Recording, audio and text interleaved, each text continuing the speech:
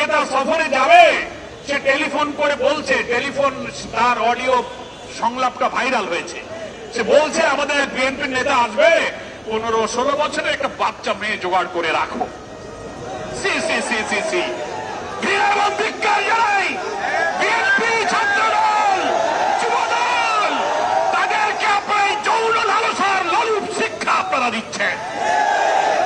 ধর্ষণ, যৌন বিকৃতি, যৌন উন্মাদনের লালসা বিএনপির নেতাদের মধ্যে কি পরিমাণ তৈরি হয়েছে।